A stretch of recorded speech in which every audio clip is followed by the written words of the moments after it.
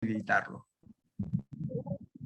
Orden en progreso. Aquí estamos con la clase sobre la tercera técnica jurídica de la organización administrativa que estamos viendo en este curso. Ya vimos la competencia, vimos en la clase pasada vimos la jerarquía y ahora vamos a ver la autonomía. Una técnica jurídica de la organización bien importante también, ¿no? ¿Alguien quiere decir algo? No, ¿verdad? Sí. Bueno, vamos a hacer. Entonces vamos a, como siempre, a compartir la pantalla para que el esquema nos vaya guiando sobre lo que vamos a ir avanzando. El esquema de la materia.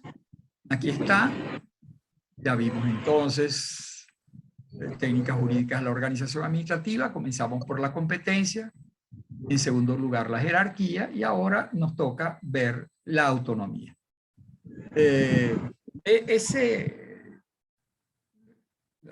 La jerarquía, prácticamente la materia la pueden revisar por el manual de Derecho Administrativo del profesor Peña Solís, tal como lo hizo Nirvia, que nos hizo una exposición bastante completa sobre la jerarquía la vez pasada, y fundamentalmente se basó pues, en la ley, en el manual de Derecho Administrativo del profesor Peña Solís. Para la autonomía yo les recomiendo lo mismo, pues no. Es decir, vean el libro de Peña Solís, porque el profesor Moles Caubet no trae ningún capítulo dedicado concretamente a la autonomía. Analiza algunos órganos autónomos, algunos órganos o entes autónomos dentro del ordenamiento jurídico venezolano. Cuando habla del municipio, habla de la autonomía municipal. Cuando habla de la Contraloría General de la República, también habla de la autonomía de ese órgano de la administración central, de la administración nacional. Entonces hace algunas elaboraciones en torno a lo que debe entenderse por autonomía. Pero un análisis mucho más detallado y completo está en el libro de Peña Solís sobre la autonomía. Lo primero, vamos a guiarnos por este esquemita. Ya ustedes saben que este esquema es lo que les va a decir a ustedes qué es lo más importante de cada tema, cuáles son los puntos importantes que ustedes deberían dominar, ¿no? Entonces, profe, disculpe. Diga. Profe, diga. El compañero tiene el micrófono abierto y no se escucha nada de lo que usted dice. Ah, ¿quién es el que lo tiene abierto? Creo que es Wilmer. Wilmer, ya lo cerró, creo. Ahora se está oyendo más. ¿Se oye ahora más, Nirvia? Sí, gracias, Wilmer, por deshabilitar el micrófono. Sí, efectivamente, cuando quieran hablar, cuando quieran hablar, acuérdense, levantan la manito y entonces yo trato de estar pendiente para darles la palabra con mucho gusto, ¿ok?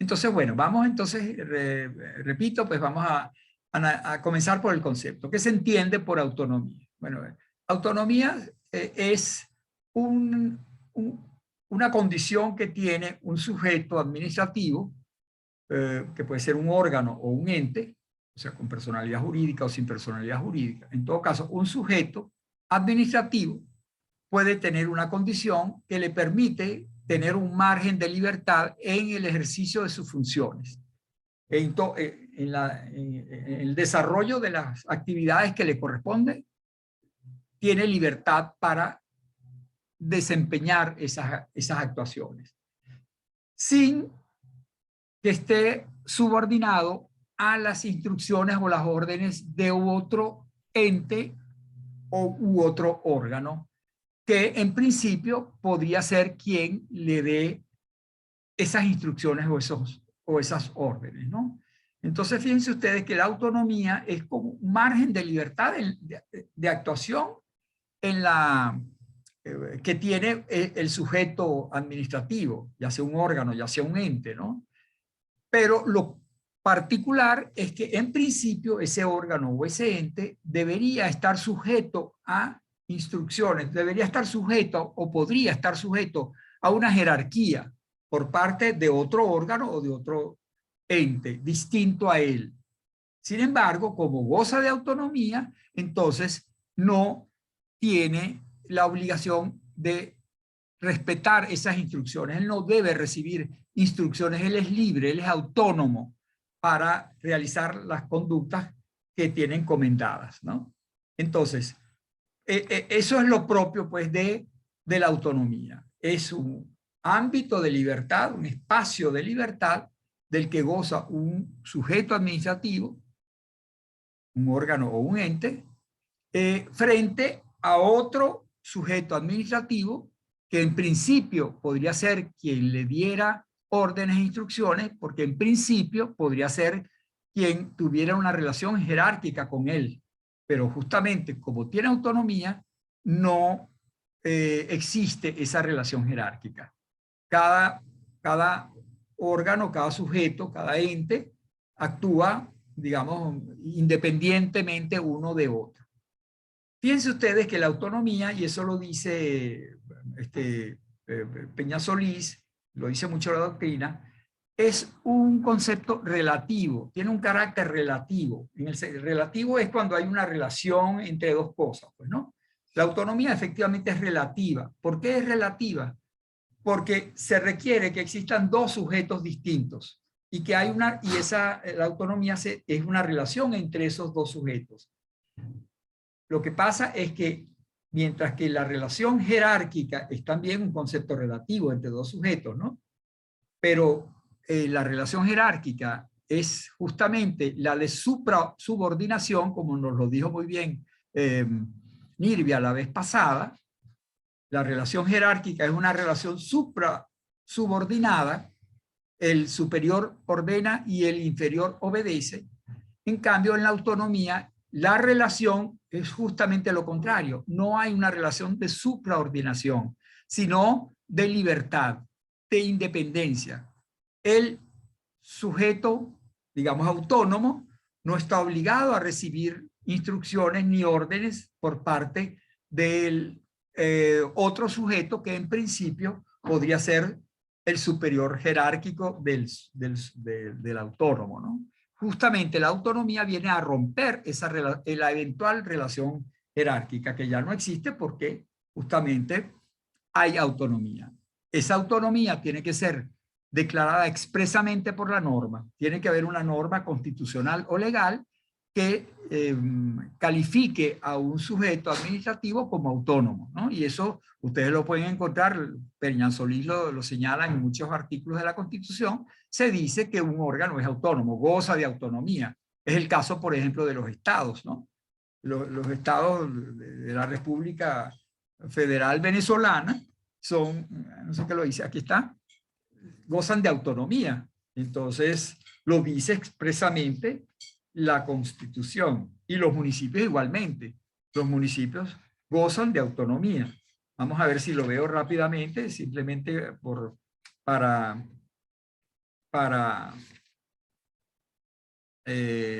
artículo 159. Los estados son entidades autónomas e iguales en lo político. Si la Constitución nos dijera que los estados son autónomos, entonces de repente podría quedar la duda, ¿no? Ah, caramba, entonces no son autónomos, están sometidos a la jerarquía del poder nacional. No, no están sometidos a la jerarquía del poder nacional.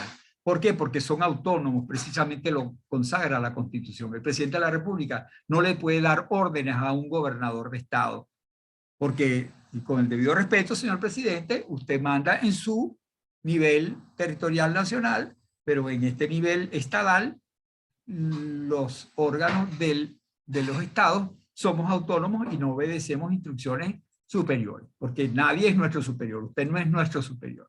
Y lo mismo pasa con los municipios. Lo dice el artículo 168, los municipios constituyen la unidad política primaria de la organización nacional, gozan de personalidad jurídica y autonomía dentro de los límites de esta Constitución. O sea, los municipios también son autónomos, de tal manera que los municipios no son subordinados jerárquicos de los estados dentro de los cuales se encuentra el municipio, ni tampoco del poder nacional. No hay relación jerárquica entre la república, los estados y los municipios. Entonces, ahí vemos ese carácter relativo, pues, de la autonomía. Hay dos sujetos y eso hace que haya una relación entre ellos. pero esa relación no es de subordinación, de subordinación, sino justamente una relación de autonomía, es decir, de libertad, de independencia. Ahora, la palabra independencia no está bien usada aquí, hay que entender a qué se refiere esa independencia. Se refiere al hecho de que las autoridades del ente autónomo, del sujeto autónomo, pueden actuar con libertad de criterio, pueden decidir lo que les parezca adecuado de acuerdo con su criterio, siempre y cuando lo hagan dentro de la legalidad, pero pueden utilizar su criterio, su propio juicio para tomar decisiones.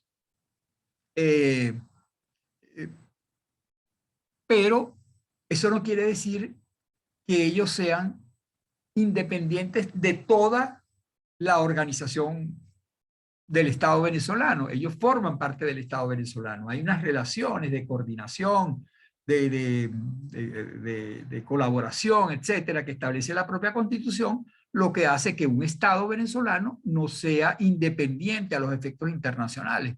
No es, eso sería ser soberano. Entonces, la autonomía y la soberanía son conceptos distintos. Soberano es el Estado venezolano en su conjunto. En cambio, los estados federados son autónomos dentro de ese conglomerado general que es el Estado venezolano. La autonomía, entonces, es un grado de libertad, pero inferior al de soberanía. Un Estado soberano puede ser miembro de la ONU, pues, de una organización internacional. Un Estado venezolano no puede pertenecer a la OEA, por ejemplo, y ser otro Estado más. Lo que pretende hacer Cataluña en España. O sea, Cataluña no basta con... Ella no se conforma, algunos catalanes, pues, no se conforman con ser autónomos dentro del Estado español, sino que quieren ser soberanos, es decir, otro Estado. El Estado español sea uno y el Estado catalán sea otro. Eso sería soberanía y no simplemente autonomía. Entonces, por eso, repito, pues, el carácter relativo de la autonomía es una libertad, pero no total y absoluta.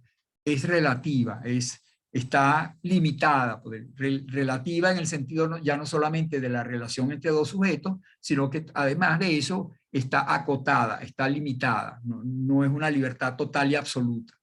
Entonces, por eso es que la autonomía, lo explica muy bien Peña Solís, siempre tiene que estar prevista en una norma. La norma tiene que decir que alguien es autónomo. Para que sea autónomo tiene que decirlo en primer lugar, ¿no? Si no lo dice, pues entonces no es autónomo. Si no lo dice, él estará sometido a lo que es la regla natural dentro de la administración. Las organizaciones administrativas están jerarquizadas entre sí.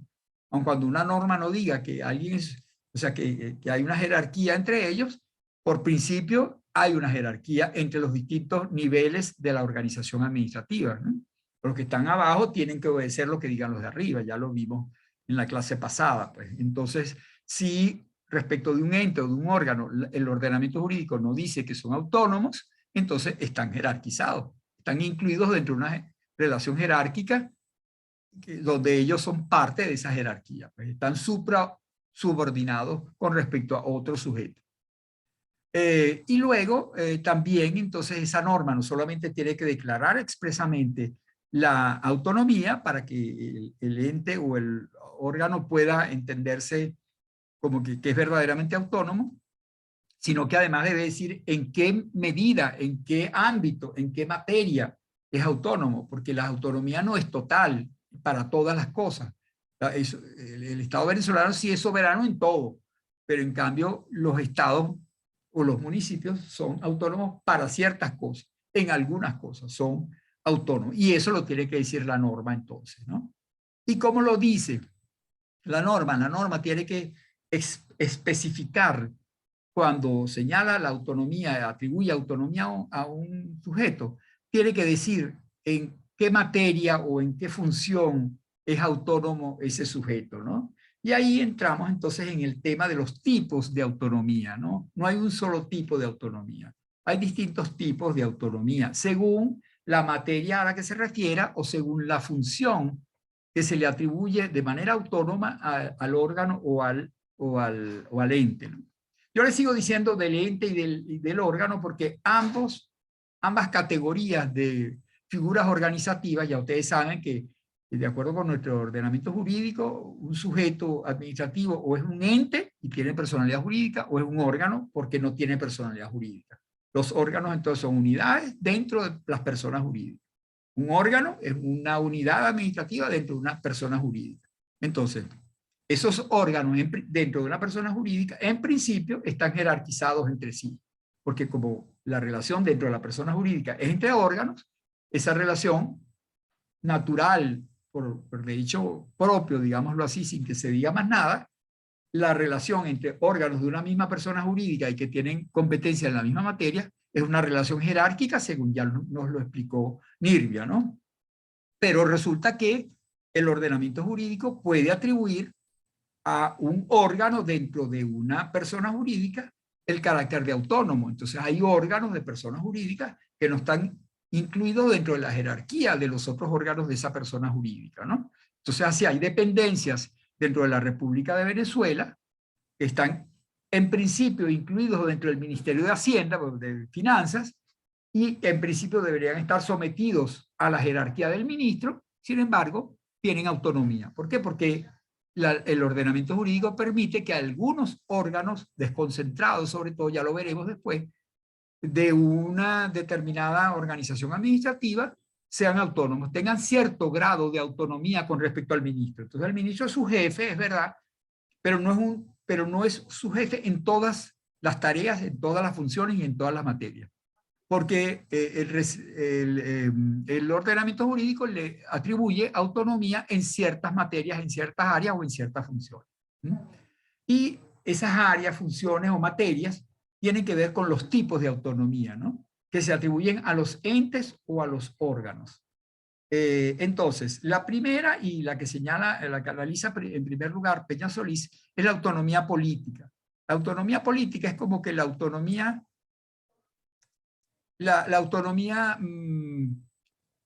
digamos, por antonomasia, podríamos decir, ¿no? Es decir, un ente tiene, históricamente es así. ¿Por qué? Porque la autonomía, las primeras autonomías que se conocieron en los últimos 2, 3 siglos del Estado de Derecho fueron autonomías de las entidades territoriales.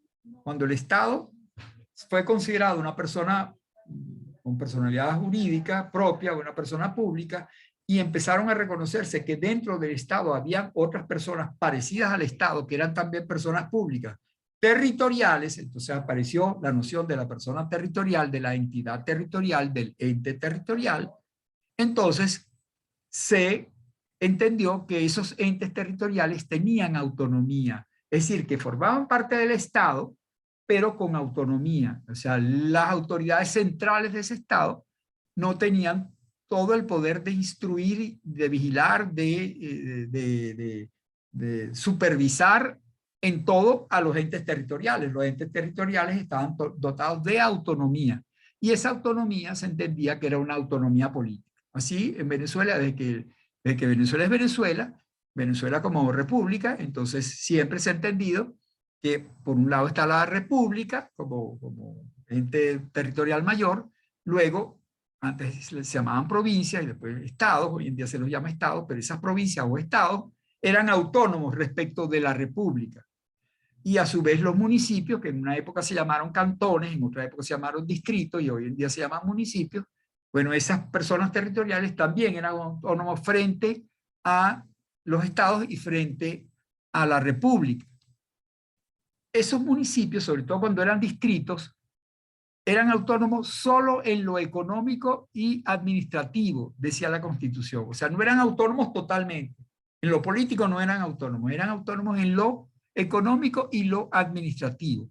Vean ustedes la relatividad del concepto de autonomía. La Constitución le atribuía al distrito autonomía, pero solo en lo económico y en lo administrativo, y no en lo político. Bueno, eso es perfecta. Entonces, fíjense ustedes, en ese momento los municipios no tenían autonomía política, tenían solo autonomía administrativa y autonomía financiera, que es una de las especies posibles de la autonomía.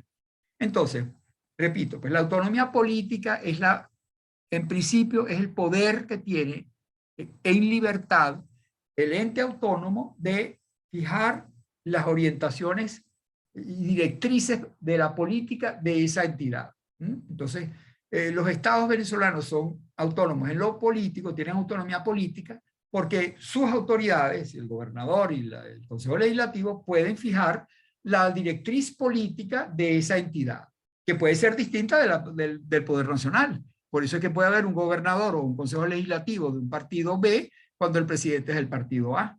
¿Por qué? Porque la política de uno no tiene que ser la misma política del otro. Entonces, eso implica la autonomía política, pues el poder marcar el rumbo o la orientación política de la entidad de que se trate durante el tiempo que esas autoridades estén allí, pues, ¿no? Que sean legítimamente autoridades. Esa autonomía política, algunos, como eso es lo que señala Peñasolís, pero algunos, como Gruber Carías, dicen que se caracteriza la autonomía política por el poder que tiene la propia entidad de designar sus autoridades. Entonces, por ejemplo, los estados, de acuerdo con Gruber Carías, serían autónomos políticamente porque ellos eligen sus autoridades a través de elecciones universales, secretas y directas, ¿no? Tanto el gobernador como el Consejo Legislativo son electos por el pueblo de ese estado, ¿no? Y los municipios también son autónomos políticamente, según esta posición de Gruber Carías, porque eligen al alcalde, eligen a los concejales. O sea, las autoridades del municipio son electas por la propia colectividad. Y las otras autoridades de ese municipio son electos también dentro del municipio, no los nombra nadie desde afuera. El contralor municipal, por ejemplo, lo nombra el Consejo Municipal, no lo nombra el Contralor General de la República. ¿Por qué? Porque ahí hay autonomía política. Las autoridades del municipio las nombra el propio municipio, ya sea directamente por elecciones o porque las otras autoridades del mismo municipio eligen en segundo grado, digámoslo así, a las otras autoridades de ese municipio. Bueno, eso con respecto a la autonomía política.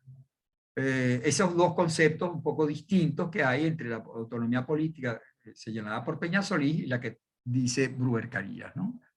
La autonomía normativa es el poder de dictar normas propias, o sea, el ente con autonomía normativa puede dictar su propio ordenamiento interno, pues, a los efectos de su propio funcionamiento. Pero las normas que dicta quien tiene la autoridad normativa dentro de ese ente o ese órgano, se insertan dentro del ordenamiento jurídico general. Esas normas valen tal cual como, es decir, no solamente que valen allí nada más, pues tienen valor a los efectos de todo el mundo, ¿no? Entonces, ustedes se van a graduar en la Universidad Central de Venezuela conforme a los reglamentos de la Universidad Central de Venezuela y al final les darán un título de abogados. Bueno, ustedes fueron evaluados conforme a las normas de la Universidad Central de Venezuela. Si alguien de afuera dijera esas normas no fueron cumplidas, bueno, esas normas pueden ser examinadas por un tribunal. O sea, no es que esas normas valen dentro de la universidad, no, esas normas tienen valor dentro del ordenamiento jurídico general del país, pues, ¿no? Y esa es la autonomía normativa. La potestad de dictar normas. Ahora, hay una vinculación que hacen algunos autores, y lo hace concretamente el profesor Peñasolís, entre la autonomía política y la autonomía normativa. ¿Por qué? Porque normalmente quien tiene autonomía política tiene autonomía normativa también. O sea, los entes territoriales que tienen autonomía política tienen el poder de dictar no solamente normas, sino normas de rango legal, tienen potestad legislativa, ya lo hemos visto, pues las leyes estatales o las leyes municipales. Un municipio tiene potestad normativa incluso con el rango de ley, o sea, las normas que dictan tienen rango de ley. Pero hay otros órganos ya no territoriales que también tienen autonomía normativa, pero que no tienen autonomía política, como por ejemplo el Seniato o la Superintendencia de Bancos o la propia universidad, que podríamos decir que no tiene autonomía política, cuando algunos piensan que sí, porque eligen a sus propias autoridades, o los colegios profesionales. Bueno, ellos dictan normas y esas normas son de rango sublegal, no pueden dictar, ellos no tienen potestad legislativa, tienen potestad normativa, pero de rango, es potestad reglamentaria, de normas de rango subalterno, pues, sublegal, por debajo de la ley. Entonces tenemos la autonomía política, la autonomía normativa. Dicho sea de paso, para algunos autores la autonomía normativa es la verdadera autonomía, porque la palabra autonomía deriva de allí. Auto, propio. Nomos, norma. Es decir, autónomo es quien se dicta sus propias normas. El que tiene poder de dictar normas es autónomo. El que no puede dictar normas no es autónomo. Entonces, alguien que tenga una cierta libertad, por ejemplo, para manejar su propio presupuesto, ya lo vamos a ver ahorita, pero no puede dictar normas. Para algunos autores en algunos países no es autónomo, es autárquico. Ya vamos a ver al final la diferencia o las relaciones entre autarquía y autonomía. Entonces, sigamos pues con el desarrollo del esquema. La autonomía política, ya sabemos, pues entonces la potestad de dictar su propio rumbo político a la colectividad dentro de la cual se encuentra, o la potestad de elegir sus propias autoridades, según otros autores. Esa es la autonomía política. La autonomía normativa, el poder de dictar normas, con el carácter de normas que integran el ordenamiento jurídico general, o sea, que valen para todo el mundo. Aun cuando no todo el mundo sea destinatario de la norma, sin embargo, ese valor es general, pues para todo el ordenamiento jurídico. La autonomía funcional es una, esa no la tiene Peñasolís, por ejemplo, en su libro, pero la Constitución habla de autonomía funcional. O sea, a los órganos del poder nacional que integran la República de Venezuela, pero que son autónomos, por ejemplo, el Tribunal Supremo o la Contraloría, etcétera, tienen autonomía y se dice que tienen autonomía funcional, es decir, es la libertad para ejercer su propia función sin recibir órdenes de nadie. El Contralor no es subordinado ni de la Asamblea Nacional, del presidente de la República. El Contralor dicta sus actos y cumple sus funciones de control de manera autónoma, de manera libre, independiente, digámoslo así. Lo mismo los tribunales. Los tribunales son autónomos funcionalmente para poder realizar su función. La función jurisdiccional la ejercen ellos con libertad y sin estar sometidos a las instrucciones de más nadie. Para mí esa es la verdadera autonomía. La verdadera autonomía es aquella que le permite al ente o al órgano dotado de autonomía ejercer su función con entera libertad.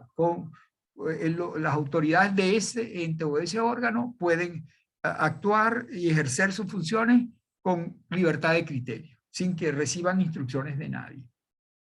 La autonomía tributaria es una autonomía que permite al ente, normalmente los órganos no tienen autonomía tributaria, solo tienen autonomía tributaria los entes políticos territoriales, la república, los estados y los municipios, son los que tienen potestad tributaria. Entonces, y esa autonomía tributaria es aquella que les permite crear, recaudar e invertir sus ingresos tributarios, o sea, impuestos, tasas, contribuciones.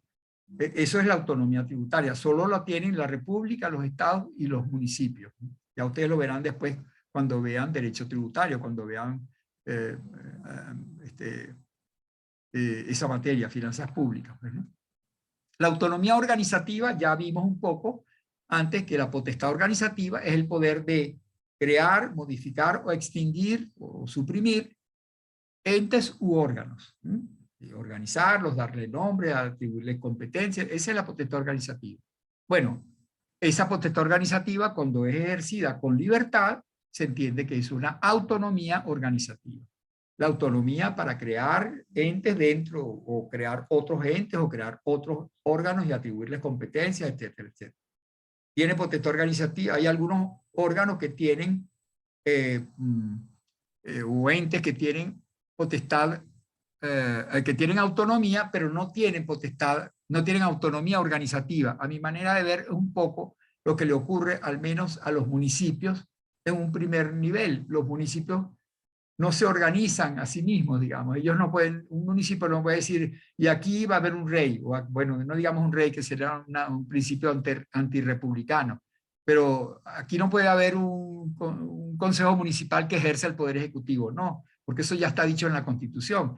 Y quien organiza eso es la ley nacional, el poder nacional, y luego los estados, a través de las leyes estadales. O sea que al municipio le queda un poder organizativo, autoorganizativo, muy residual. Ya lo veremos también después, pero para que sepan eso, pues la autonomía organizativa se tiene en la medida en que el ordenamiento jurídico se dé. Entonces es plena en el nivel nacional, es bastante acentuada en el poder estatal y en el poder municipal es bastante disminuida.